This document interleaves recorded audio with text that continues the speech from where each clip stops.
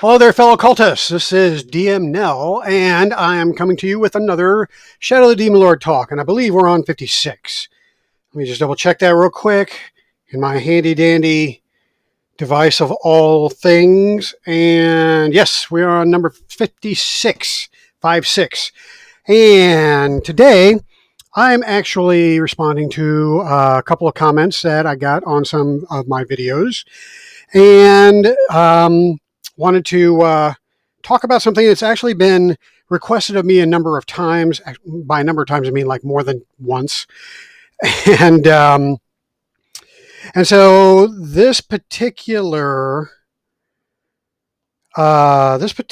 request came from Spain, which kind of surprised me. And the request was to get a couple of things going on in my videos. First one is a conversion, how to convert other adventures and other systems into Shadow of the Demon Lord. And then the other comment was about the magic system and how that works. So I'm going to try to tackle the first one today, and I'm not sure if I'll do it justice. In fact, I probably won't. I really know how to sell my videos, don't I? What I mean by that is I've never actually converted an adventure from another system to Shadow of the Demon Lord, because there's plenty of Shadow of the Demon Lord adventures, and then I got plenty of ideas of my own. So I haven't actually converted, but I have thought about it, and I have some ideas on how that would work, but I haven't actually done it. So to be completely honest, this is basically just me talking to you about how I would do it if I actually sat down and did a conversion. Now, this particular request came from Jamie, and man, I'm going to butcher your name. I can't seem to find it in my phone of all things. So clearly, it's not a phone of all things. It's a phone of only convenient things. But the I'll find it here in just a second.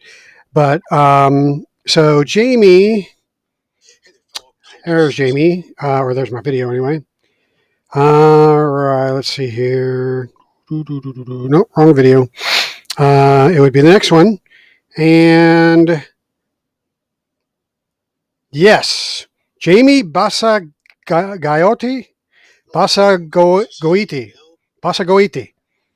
Jamie Basagoiti, I apologize for butchering your name, but that came to me via the Tombs of the Desolation video. That was video number 54, I believe.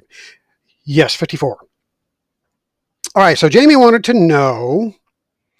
I'll just read it. It says, first of all, I would love to hear about a way of converting a D&D adventure in a Shadow of the Demon Lord one. You made a video about the opposite, and it was focused on in the setting or the tone. I'm talking about the monster stats and balancing encounters, because healing and the difficulty in general are very different. So how could I play Curse of Strahd in Shadow of the Demon Lord? So Curse of Strahd. Okay, so here's some more honesty. I have not run Curse of Strahd. I have run Ravenloft, and I've run it recently, but I ran it in 5th edition. So what I did was I converted it from 1st edition to 5th edition.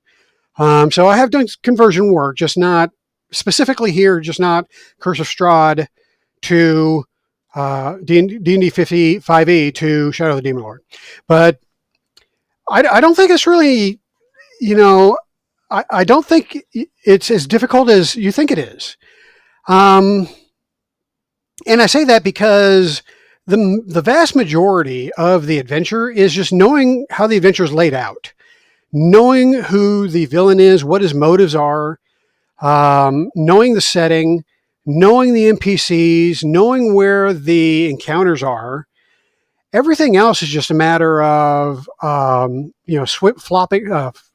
swapping out what's in the book that has D&D stats for something that's in the Shadow of the Demon Lord book that has Shadow of the Demon Lord stats.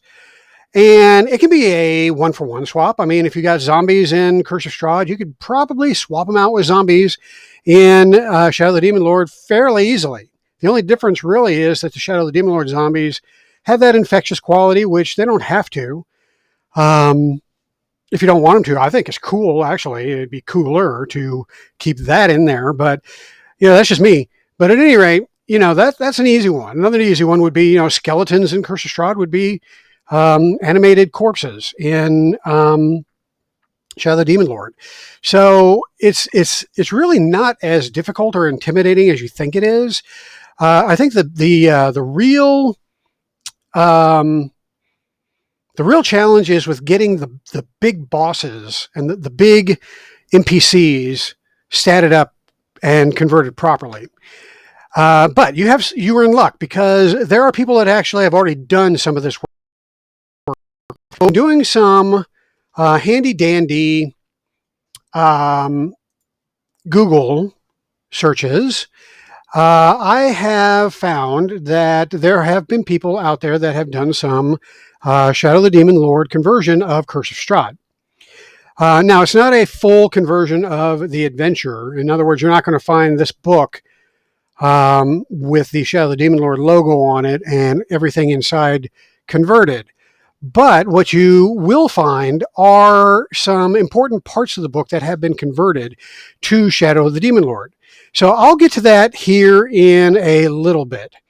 But first of all, I do want to back up a little bit and just kind of talk about why people want to convert D&D adventures into Shadow of the Demon Lord anyway. Personally, I wouldn't recommend it. D&D adventures are, in my opinion, complicated. They are, look, Curse of Strahd, just by itself, has 256 pages in it. Now, of course, that's for a 1st to 10th level campaign, basically, which is perfect for Shadow of the Demon Lord. But this is a lot. And to make it worse, it's a sandbox. This is not a linear adventure. You don't go in starting at point A, then go to point B, then go to point C until you reach Strahd at point Z. That's not how this adventure works. This adventure is all over the place. So not only is it difficult to convert just because of the sheer volume of material, it's difficult to convert because you don't know where in the adventure the material is going to come up. So Curse of Strahd is going to be a very, very challenging adventure for a novice DM to be able to convert. Now, I say novice DM because a novice DM doesn't have a whole lot of experience with running games. That's hence the word novice, right? Experienced DMs tend to view, in my opinion, and I've been running games for 35 years, so I consider myself an experienced DM. Whether I'm any good or not, that's a different story. But experience, yes, I have tons of experience.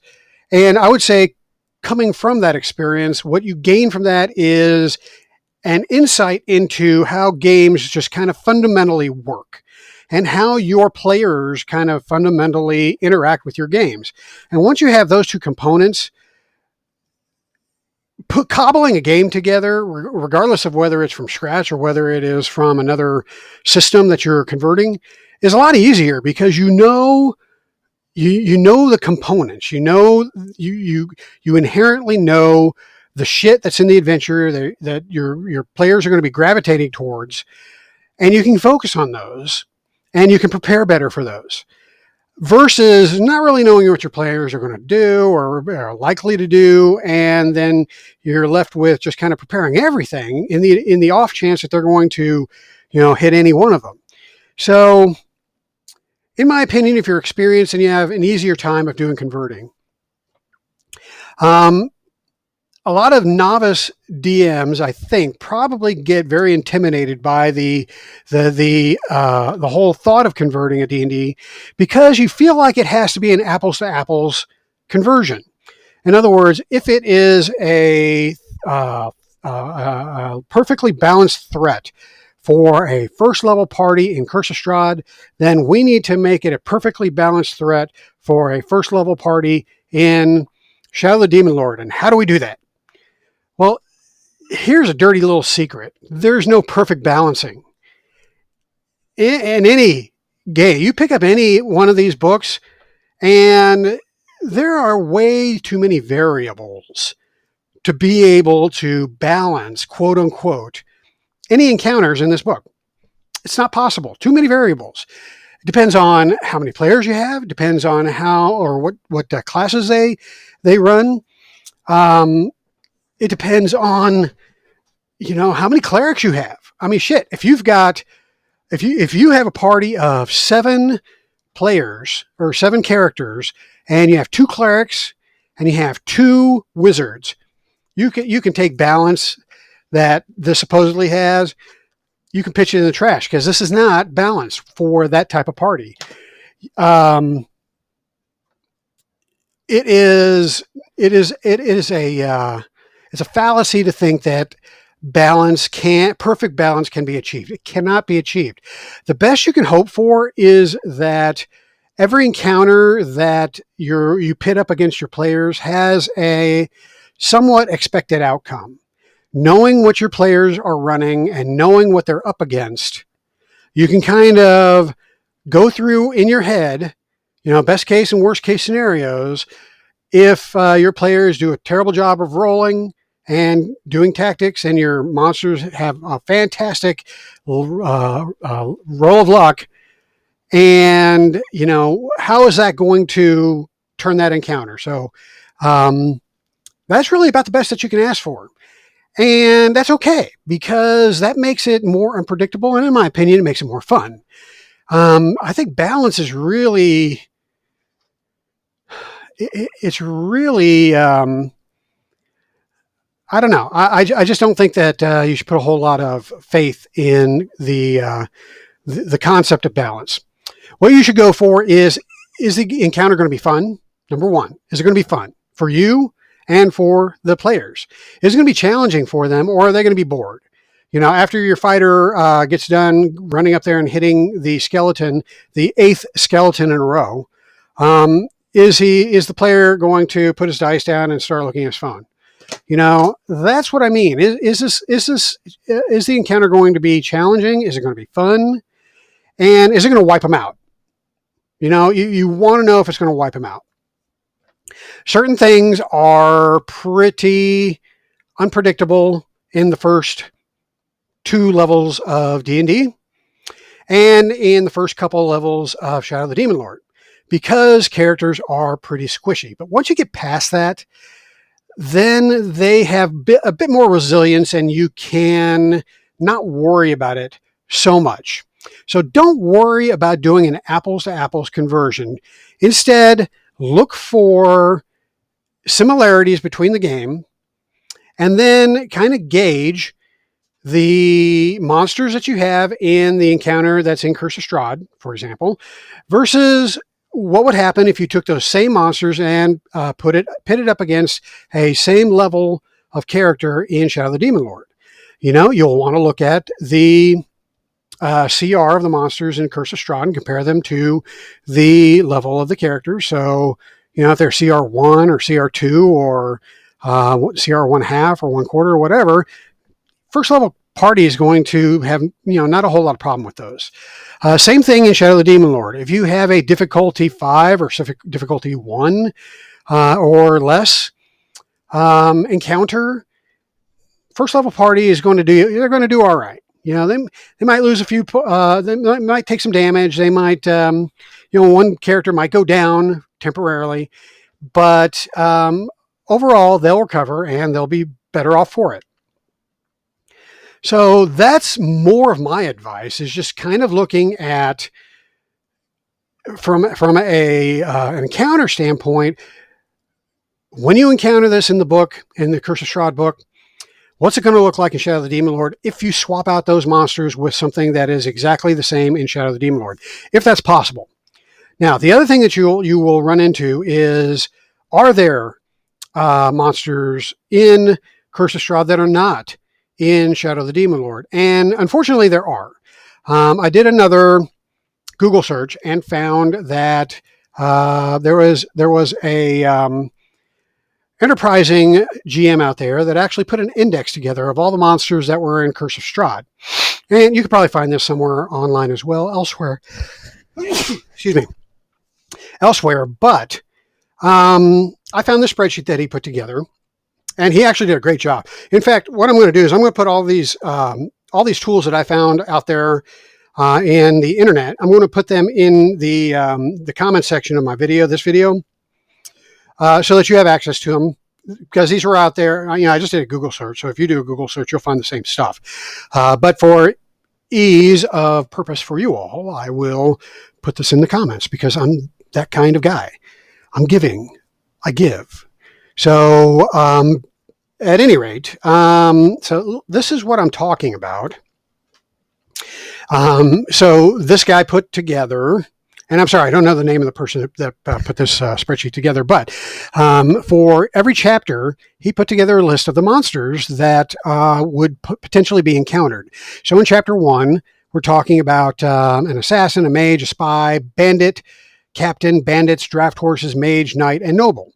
All of those things can be found in one shape or another in the Shadow of the Demon Lord NPC section of the core rulebook, or in the hirelings section of the hirelings hired help, I think is what it's called, supplement. So this right here is pretty easy. Chapter 2, Lands of Barovia. And this is a more extensive list. So where you run into problems is with werewolves, or with were-raven, or needle blights. Blights in general. There aren't any blights in Shadow of the Demon Lord that you can change into that you can change from D&D to Shadow of the Demon Lord blights, because there aren't any. Now, I would say, personally, if it were me, instead of converting, I would just create a blight. It's not that tough. You look at what their powers are in D&D, and you create a plant creature in Shadow of the Demon Lord with similar powers. And you just, give them the same abilities, fit within the framework of Shadow of the Demon Lord. It's not rocket science, folks. It's really pretty simple. And again, it doesn't have to be perfect. All it has to be is a threat that your players look at, take some damage from, get a little bit scared, and overcome. And then they feel all like badasses, which is the goal. So even though there's no actual blights in Shadow of the Demon Lord, I would say create your own. Or if you don't, then you can take a difficulty 1 or difficulty 5 plant creature and just modify it. Or you could just take a monster, template for a monster, which is in Shadow of the Demon Lord. And you could take the template for a small monster and a medium monster, and you can make a twig blight and a needle blight out of those. Easy peasy. Scarecrows, that's just a construct. So you take a medium construct and you flavor it as a scarecrow. Maybe look at the abilities of the scarecrow in Curse of Strahd, and I really have no idea what a scarecrow does. I would imagine it has something to do with scaring crows, but it could go beyond that. But at any rate, you look at the scarecrow, and if it's got a unique, interesting scarecrow power or ability or whatever, give it to your Shadow of the Demon Lord guy and just eyeball it. If it does 1d8 damage over here, then it does 1d6 plus 2 damage over here. What else do we got? We have zombies. Already talked about zombies. Strahd zombies. Those are just a little tougher zombies. So, just buff your zombies up a little bit. Revenant. We have a Revenant. I just covered Revenant in a couple videos back in the Tombs of the Desolation video. So we've got Revenants. Direwolves we have. Warhorse skeletons. We've got skeletal seeds. Wolves, we got wolves. So, this whole chapter here is doable. Now, Ghost is problematic. A Ghost is a totally different thing in Shadow of the Demon Lord. It's it's a difficulty 500 monster, I believe, spirit. So you really don't want to pit a Ghost up against your first or second level characters in Shadow of the Demon Lord. Instead, I would recommend using either a Phantom or a Apparition. The Phantom is in the core rulebook. I believe the Apparition is in the Kakris supplement. But at any rate, yeah. Will-o'-the-Wisp, I believe, is in Terrible Beauty. I could be wrong. Excuse me, got the hiccups now. But I think... no, I am wrong. There are no Will-o'-Wisps in here, which is a shame. You would think that there would be Will-o'-Wisps in here, but there's not. But again, that would be something I would say is fairly simple to replicate in Shadow of the Demon Lord rules, if it's really necessary. Now, again, another thing you want to do is just consider swapping an existing monster in here out with a different monster. So rather than a Will-o'-Wisp, maybe you would take one of the monsters in Terrible Beauty. Replace a Will-o'-Wisp with a Phasian. Yeah, that dude right there. Screw little floating light bulbs. This sucker's horrifying. But in any rate, I might be getting a little bit mean here because that's a difficulty 10 in chapter 2. Might be a bit rough for them, but what the hell? You only live once, right? YOLO. So moving on. And we go on to chapter 3, and we have swarms of rats, more Strahd zombies. Nothing really here that can't be replicated. Now, the last two here kind of can be problematic. So you got vampire spawn. Now, vampire spawn were in the Tombs of the Desolation, and I think you'd be okay with those. The vampire spawn were not that tough. Difficulty 25, I want to say, maybe 50. Let me see. Vampire Brood is difficulty 50, so a little bit tough. But by this time, you're in chapter 3, so your folks should be, potentially third level by now. So third level, difficulty 50, you're good to go in Shadow of the Demon Lord. So I would say, just depending on how many you want to throw at them, you might want to watch that out. But, as far as matching the monster, you can do it theoretically. Now, if you don't want to throw a vampire spawn difficulty 50 at your Shadow of the Demon Lord third level characters, or a squad of them at your third level characters, then you might consider swapping it out for some other undead menace that might be under Strahd's influence. So at that point, you could, go back to Tombs of Desolation and look at what your options are. Maybe you throw a desiccated one at them, or a few desiccated ones. They are difficulty 10, so that would be much easier for them to overcome. Or, this book only has a few undead in it. Maybe you want to check out some of the other undead in the other supplements, because there's tons of supplements that deal with undead and have variants that are of various difficulty levels. So use all of your Shadow of the Demon Lord supplements and material to swap out what doesn't work from Curse of Strahd with something that does work in Shadow of the Demon Lord. Night Hag. Night Hag is problematic. Now, a hag in Shadow of the Demon Lord is a difficulty 500. But this is a named NPC. Now, the good thing is somebody's already statted her up for Shadow of the Demon Lord, and I will, again, attach that to the show notes or the comments of the video. But yeah, this is a powerful NPC, therefore she is going to be a little bit tougher. But I don't believe they're expected to fight her necessarily, although that can happen. Okay, so the next chapter has, a bunch more stuff. I don't see, there's some wights. Shadow of the Demon Lord has wights. Crawling Claws. Shadow of the Demon Lord has, what's it called in here? I just looked at it. Severed. So use that. What else? Barovian Witch. Just use the Shadow of the Demon Lord Witch. More vampire spawns, more wights. Here's a Wraith. So you're going to have to look at Wraiths and Specters and some of those more specialty undead, and just kind of compare how they match up with their Shadow of the Demon Lord counterparts. And you might have to do some fiddling with those. Again, it shouldn't be too difficult. Maybe, if your party's attacked by 2 wraiths, maybe you just whittle it down to 1 in Shadow of the Demon Lord.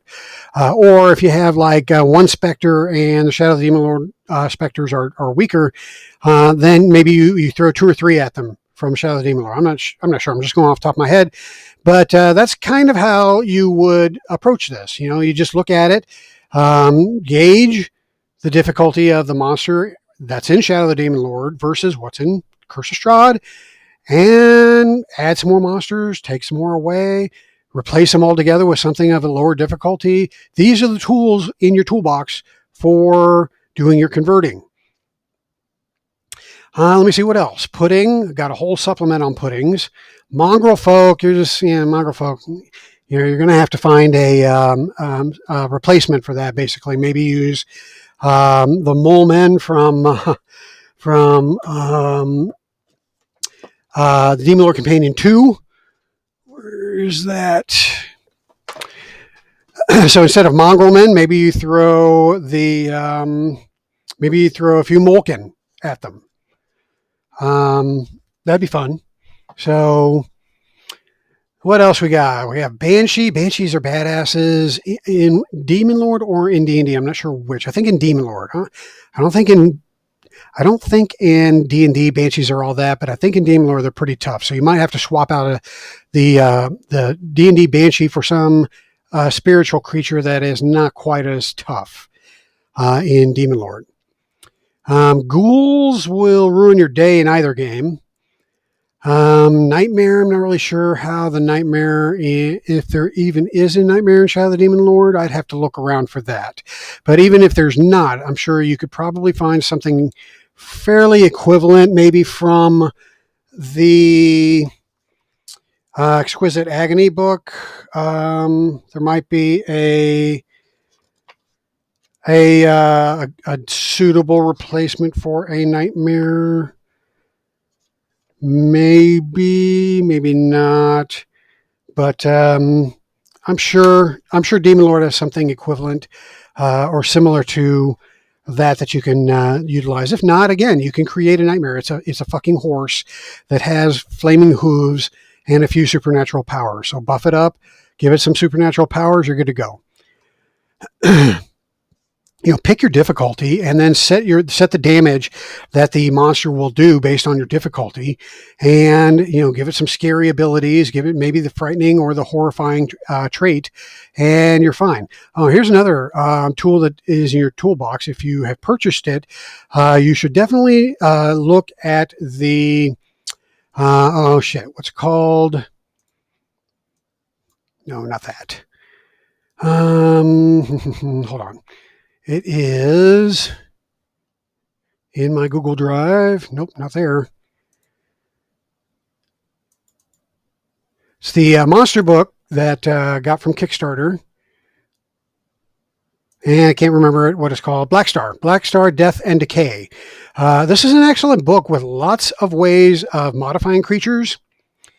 And it's basically in the first chapter is how to customize your creatures, and it's got all the stuff that's in the core rulebook, but it's also got some supplementary material like auras. Excuse me.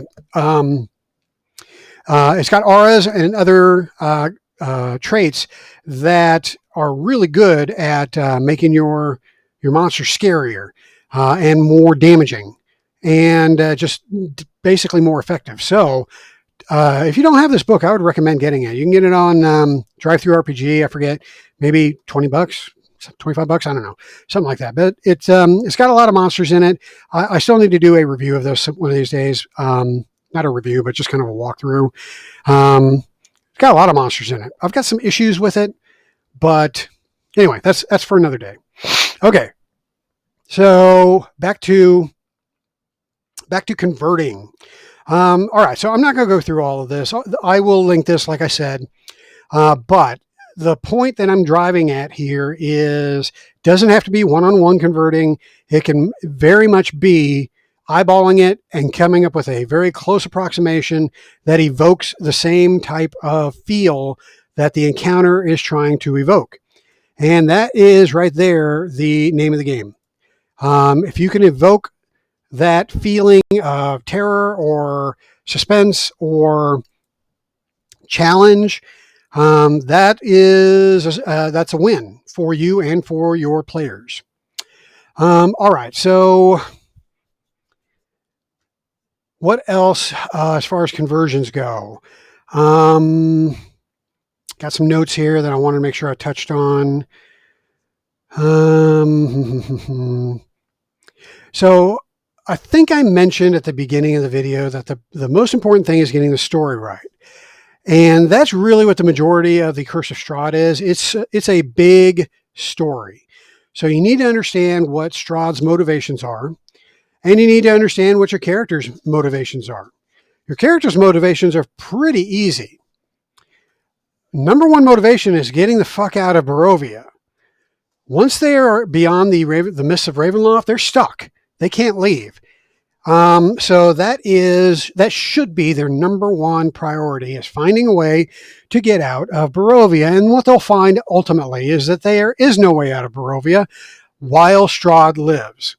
And so the second thing that should be their next highest priority, which becomes their highest priority, is killing Strahd, because that is the only way they're going to get out of Barovia.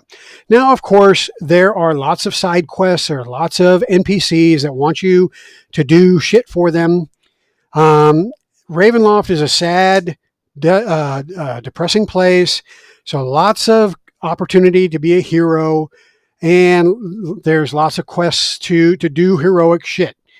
So, you know, you're going to find, your players are going to find lots of things to motivate them from that regard in this book, by interacting with the NPCs and by understanding, you know, what they're going through and what threats are they're facing at any given time, and just working with the NPCs to try to better their situation. But ultimately, it's going to boil down to killing Strahd. And the good thing is that Strahd eventually, he invites them to the castle. He says, "You know what? Man, let's have some dinner." I don't mean you're going to be the dinner. I mean, let's sit at the table and share a meal. Sure. But he invites them. That's part of the story. He invites them. They go up to Castle Ravenloft, and that's when shit starts going down. But ultimately Strahd prompts that. So, it's going to happen. It's just a matter of making sure that your players and their characters are prepared for when that actually happens in the story. Up until then, there's lots of other NPCs, lots of other quests they can go to. And I would say there's actually an opportunity beyond Strahd to actually take the adventure to the next level. So with Strahd, meeting Strahd and ultimately going through Castle Ravenloft and all the shit that's in the castle, and then finally destroying Strahd, you could be at 10th level, or you could be at 7th or 8th level. So there's an opportunity to actually, if you kill Strahd early, or if they kill Strahd early, there's an opportunity to actually go, continue in Ravenloft, or continue in Barovia, and do some more adventuring until they get to 10th level. And you can do that with the Amber Temple, because there's some pretty tough evil shit in the Amber Temple, and you can actually buff some of that stuff up story-wise if you want. You can say that Strahd's really not the most powerful vampire here. His master is actually in the Amber Temple, or not his vampire master, but the creature that created him, or facilitated his creation. The dark powers operate out of the Amber Temple. So, that might be their final goal, is to try to free Barovia from the influence of the dark powers, which is not possible. But, you can do whatever you want to in your game. Whatever motivates your players, what do they think they can get away with, then, try to dangle that carrot in front of them and see how far they can take the adventure. Or you can just call it quits when they kill Strahd and hightail it out of Barovia. But at any rate, so you need to know the story. You need to know, have a rough idea of when you want to get to what part of the story, to make sure that your players' characters are ready for that. And so you want to eyeball the various chapters. There's actually a very good guide in the book on page 6 that is areas by level. I don't know if you can see that or not, but it's got areas by level. And it talks about the different areas and what level your character should be when they go to that area. So the village of Barovia is good for an average party level of first to third. The town of Valaki is good for fourth level characters. So is Old Bone Grinder. The village of Krezg, yeah, easy for you to say, and the Wizard of Wine's Winery are both suitable for fifth level characters. Van Richten's Tower and Yester Hill are suitable for sixth level. Argin Navosholtwa and Solenka Pass are good for. Oh wait, not Solenka Pass. Werewolf Den. Both of those are good for seventh level characters. Solenka Pass and the Ruin of Berez are good for eighth level characters, and then Castle Ravenloft and the Amber Temple are good.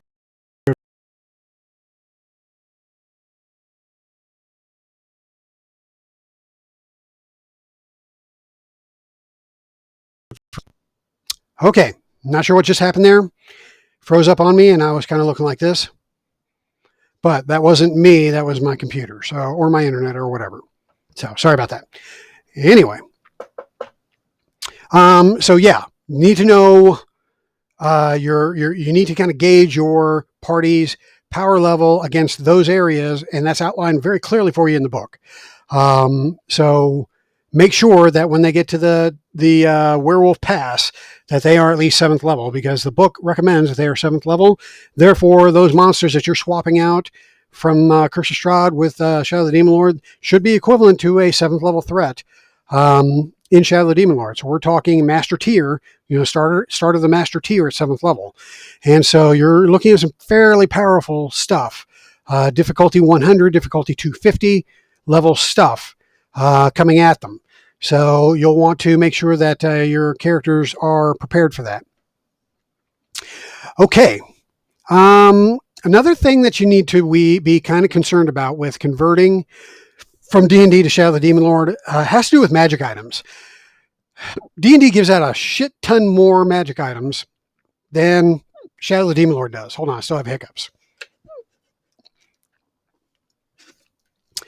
So it's possible that the treasure that's given out in the Curse of Strahd, and again, I haven't run it, so I'm not sure how it compares with Ravenloft, but there was plenty of treasure in Ravenloft. So I can only imagine that there's plenty of treasure, if not more, in Curse of Strahd. So what you want to watch out for is converting the magic items in Curse of Strahd to something equivalent in Shadow of the Demon Lord. I would actually lowball that significantly, because your characters in Shadow of the Demon Lord, they gain most of their power from their advancement, from the paths that they choose. They get their powers from that. They don't need to have magic items, or enchanted items, or relics in Shadow of the Demon Lord to be effective. Now, people love getting loot, so they like getting stuff, and you have to give them stuff to scratch that itch. So that's why enchanted items exist. What I would caution against is, if there's a set of gauntlets of ogre power that's sitting in Curse of Strahd, I would be very hesitant to give a set of gauntlets of ogre power equivalent in Shadow of the Demon Lord. What I would do instead is, create a set of gauntlets that's an enchanted item that boosts their strength once a day. So maybe for a very important encounter, for 1 minute, they can boost their strength by, 1 or 2. Or better yet, rather than boosting their strength, they get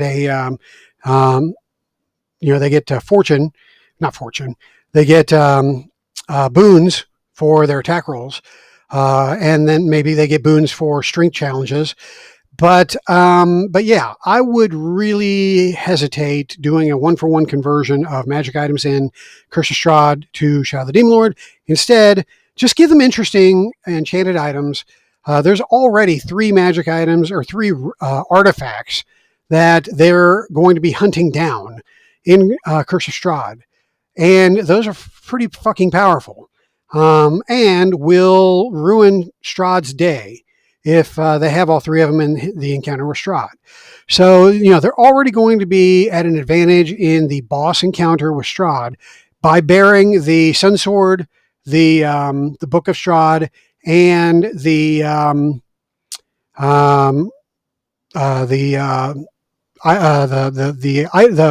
of Ravenkind. I forget what it's called.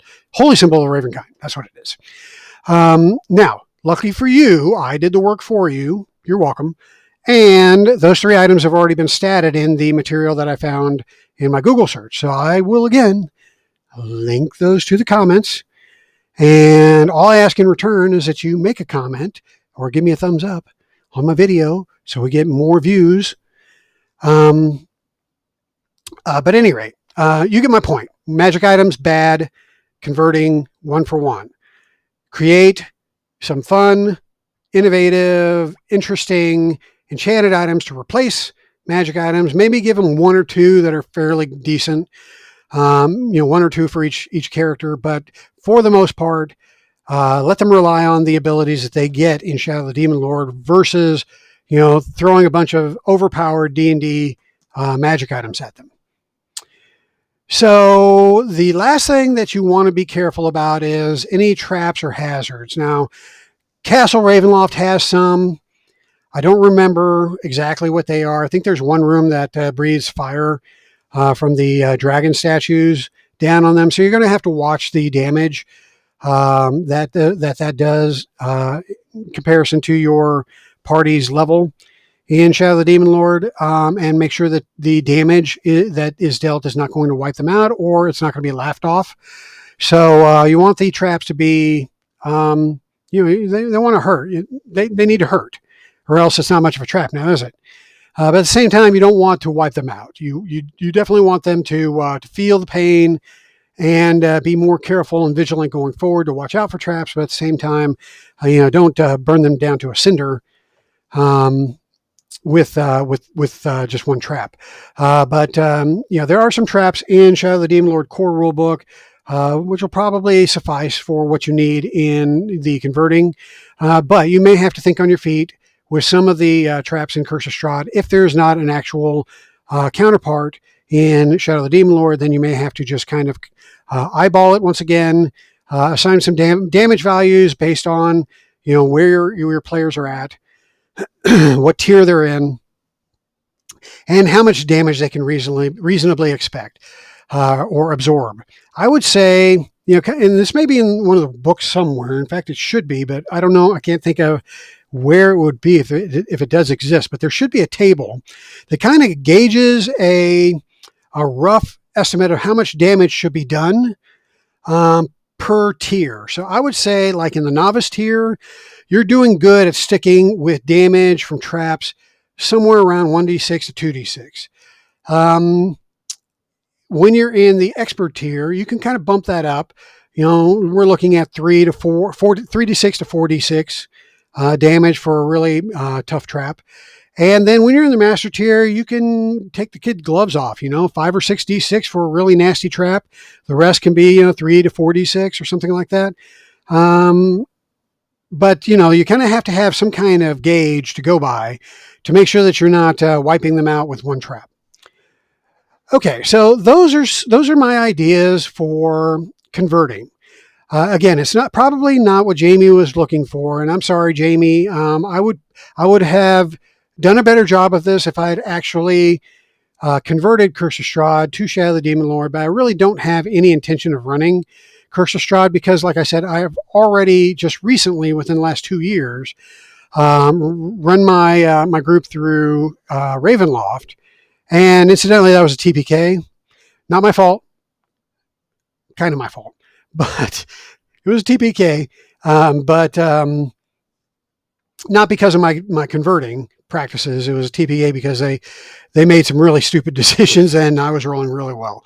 But at any rate, this could be a TPK. I mean, Strahd is tough, And even with the relics that they'll find, he is a spell caster. And so he should be prepared. And he's very intelligent. And he's actually following them throughout this entire adventure. So he has a good idea of what their abilities are by the time they actually fight. So he should be prepared for them. He should know if they have a wizard, that wizard is going to throw a fireball first thing. And he should be like fire resistant right off the bat. He should also have a good idea of what the cleric does. And what type of powers the warlock has, and all that stuff should be observed by Strahd at some point during adventure, because he is smart. Play him that way. And then when they fight him, if they beat him, they earned it, because he should be prepared for everything that they can throw at him. And if they can still beat him, then kudos for them. They earned it, and they should feel good about that. Okay, so that is my thoughts. Those are my thoughts on converting Curse of Strahd over to Shadow of the Demon Lord. Now, just off the top of my head, if I were to convert any D&D adventures over to Shadow of the Demon Lord, I can't really think of a whole lot I'd want to. But if I were going to, I would probably do Tome of Horrors. That's kind of like a no-brainer. And it would probably be so easy to convert, because Tome of Horrors is mostly traps. And, the boss at the end, Acererak, the Demi-Lich of Acererak, he's got his own kind of, he's got his own thing. So converting that to Shadow of the Demon Lord shouldn't be that difficult. He basically sucks your soul out, and your soul's trapped in one of his gems. You can convert that fairly easy into Shadow of the Demon Lord. And the flavor is already there. Let me see. I would also convert, and I've actually contemplated this. There's an adventure path that was in the Dragon magazine called the Age of Worms. And I love that adventure path. I ran it in 5th edition D&D.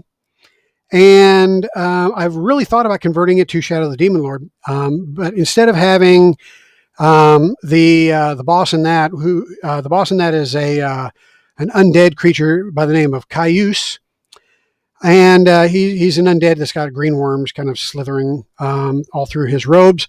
He's actually a composite form of bugs and worms and green worms and stuff. But at any rate, he's an undead, powerful elder evil, and I was actually thinking of converting him for the shadow event that has to do with vermin.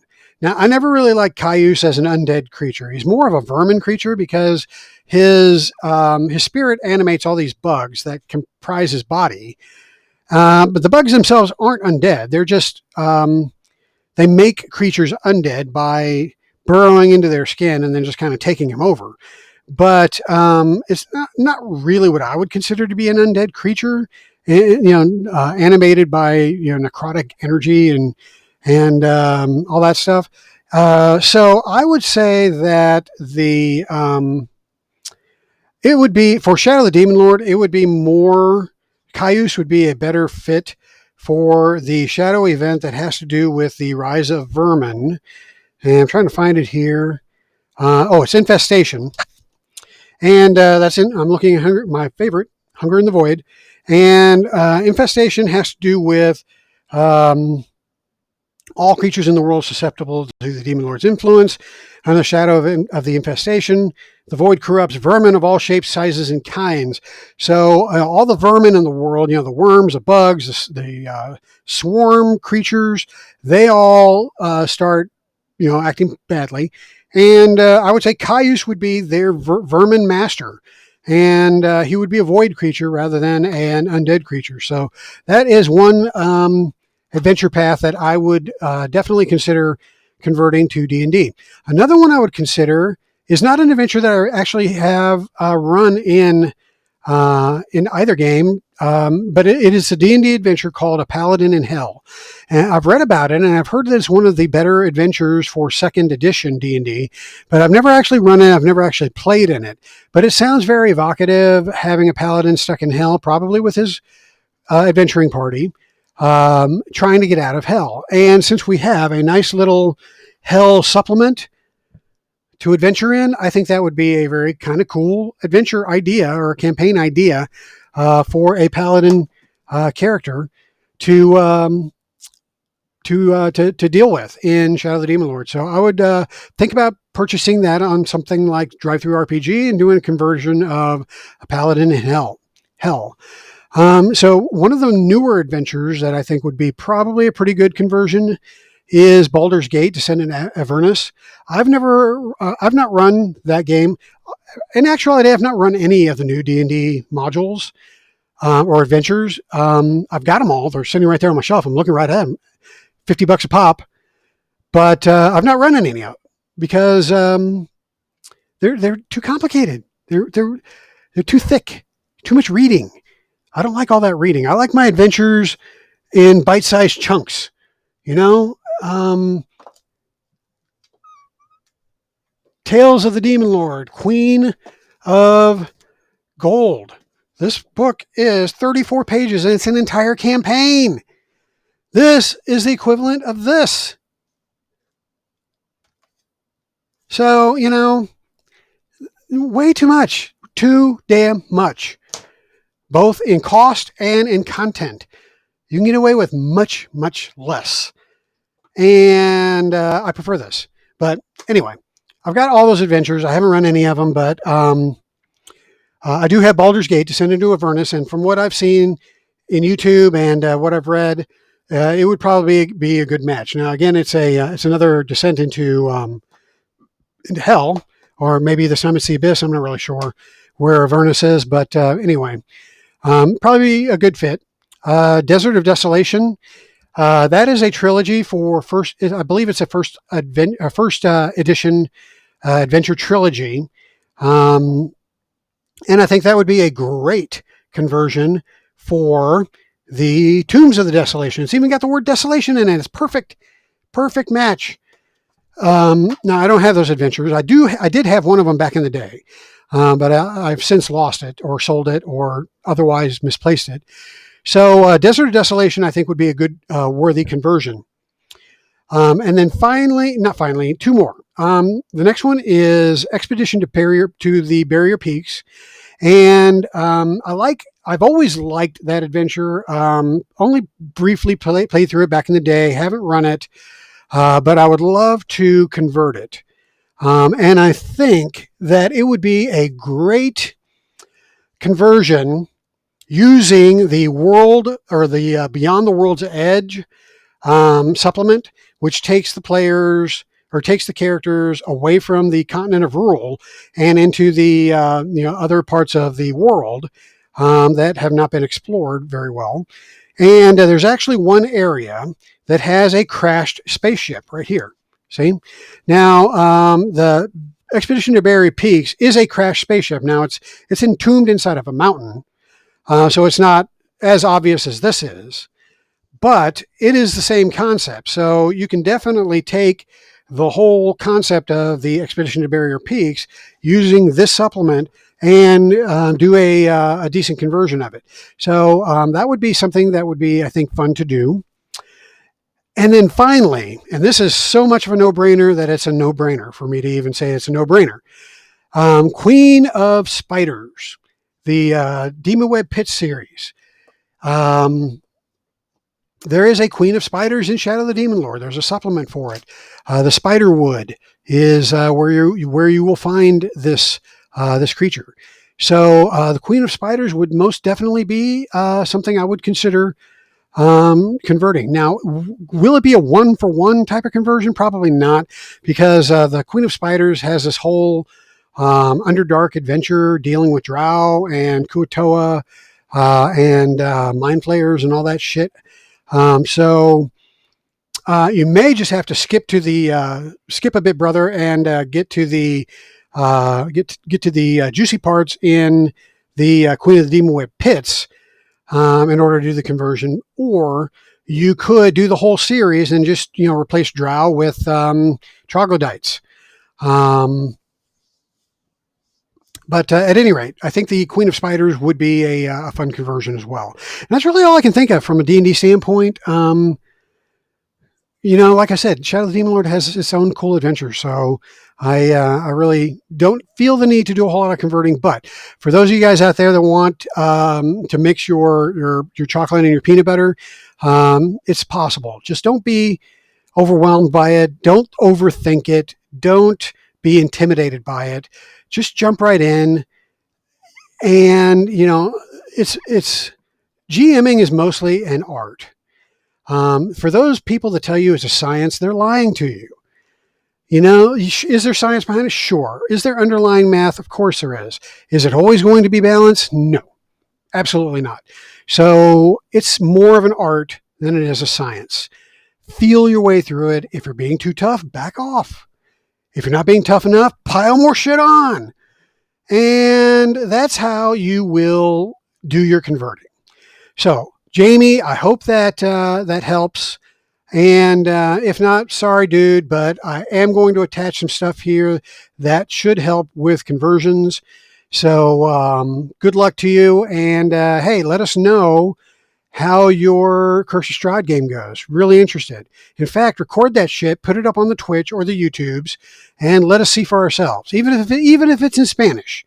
I understand Spanish, can't speak it that well, but I get it. So I'd love to hear your game. So throw it up there so I can take a look at it. All right, guys, that's it for today. Thanks for watching once again. That's episode 56. Once again, please hit the like button. Please, if you haven't subscribed already, subscribe to my YouTube channel. All those things help the algorithm. Trying to get the word out for Shadow of the Demon Lord, trying to be the cheerleader, trying to get more people into this hobby. And let me tell you, there's lots of competition out there. My team, my home group right now wants me to run a different RPG for them. And I am going to do that. Actually, it's kind of my idea because I got it for my birthday, but they're into it. So, I'm going to be running a different RPG. If they love it, then we might run that for a while, and Shadow of the Demon Lord may go by the wayside for a year or two. I don't want that to happen, but there is competition out there, and we need more folks in Shadow of the Demon Lord.